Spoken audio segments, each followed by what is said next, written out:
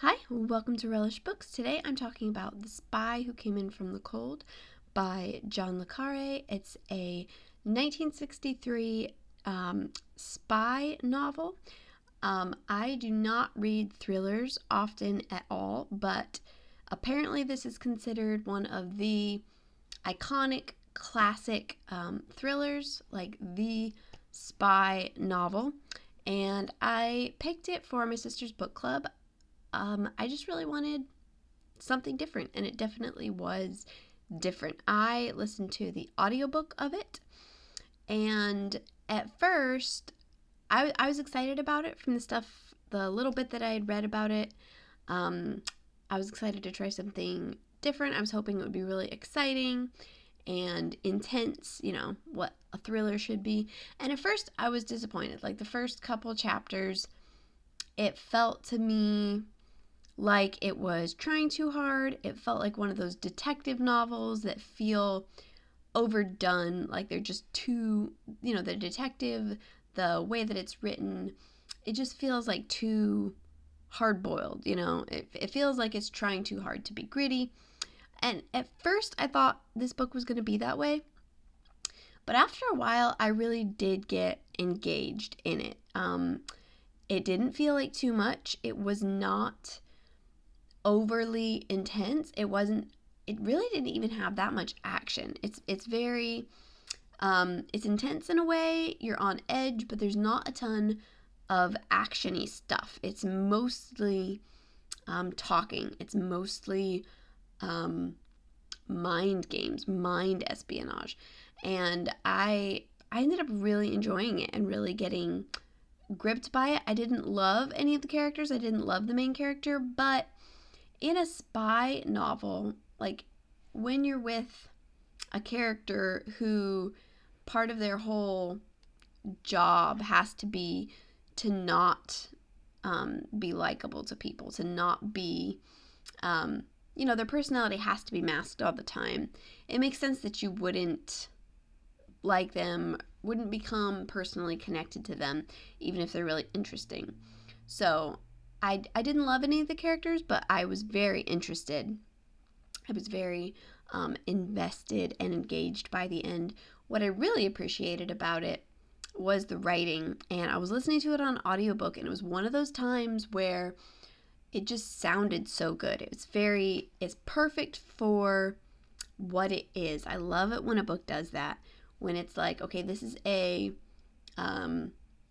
thriller, it's a spy story, it's supposed to be intense, and the tone of the writing, while still being very good and literary, just in general, like objectively, it matches its subject matter really well. It's very clipped, it's tight, it's efficient, very clean cut. And as far as like the way that it follows the characters, it does jump around perspectives a little bit, which can be like, okay, that feels a little bit like cheating. But if you think about it like, you could think about it like the author is the ultimate spy. He's like, he would be like Control in the story, where he's the only one who has all the threads, all the links to the chain, and he's showing you a bit here and a bit there, sharing information a bit at a time as you follow the different characters. Mostly you stick with the main character, Lemus,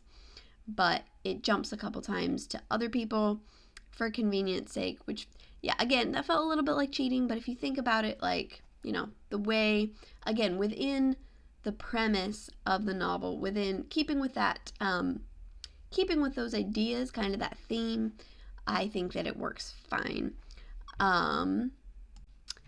It was also one of those books where I'm just so impressed by the amount of information that the author has. When I read a book that's so beyond what I think about, in daily life, or things that things that I haven't studied at all, I'm so impressed by how, I'll be reading this and I'm like, how did he think all this through? How does he have the information to make this feel plausible? And the author actually worked in the embassy, so that makes sense. And he was personally connected to events that were like the Berlin Wall, stuff like that he was personally connected to at the time that he's writing the novel. So that does make a lot more sense. But it feels very well informed for someone who knows nothing about all that kind of stuff. It feels realistic. It feels like it could happen, which is really scary. You read it and it's like, it's frightening to think that this kind of stuff is possible and maybe, goes on. Obviously, we would never know about it. I also love the fact that he wrote the book in about 6 weeks. He just put it all down. Said in the afterword that he was like writing it, on his commute, and just in all his spare minutes, he was just pouring this out, which I'm sure there's editing after, of course, but again, thinking of the writing, the tone, the cleanness of it, the efficiency of it, so impressive that it's written in such a short amount of time when it feels so tight and seamless.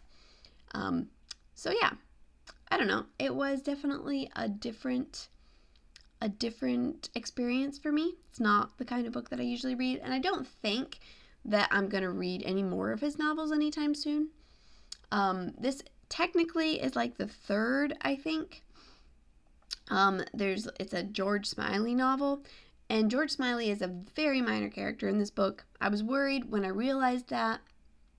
I was worried that it would make a difference whether you'd read the other books, but I don't think that it does. His name is in there. If you didn't know that it was in a series, if you didn't know that he was like a character that had already been explored, the way that he's talked about would feel really weird. You'd be like, who is this? Why is it acting like he's some sort of important person when you have no context for him in this book?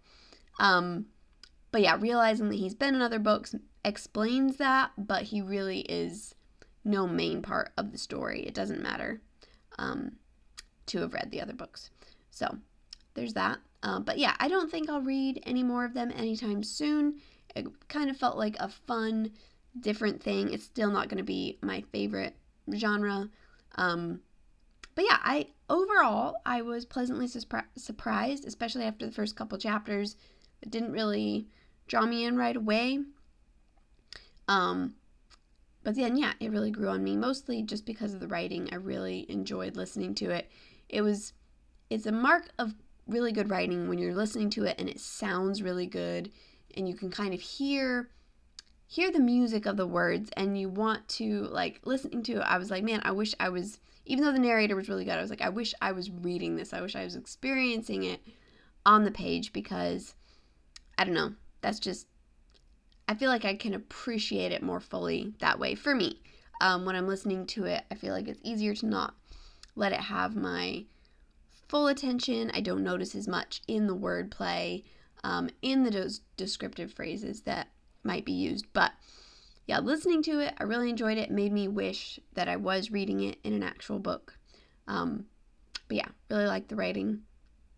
So yeah, it was, for what it was, I think it was good. Not having much experience in this kind of book, I can still well believe that it's a classic of its kind. A lot of thrillers obviously are just cheap garbage, but this is not. This feels like something more. It has depth to it, and it has behind it, this is stuff the author personally cared about. He wasn't just taking, the Cold War as his subject because it works well. He was actually connected to that on a personal level, which I'm sure helps. So yeah, those are my thoughts on The Spy Who Came In From the Cold. Thanks so much for watching. I will see you next time. Bye.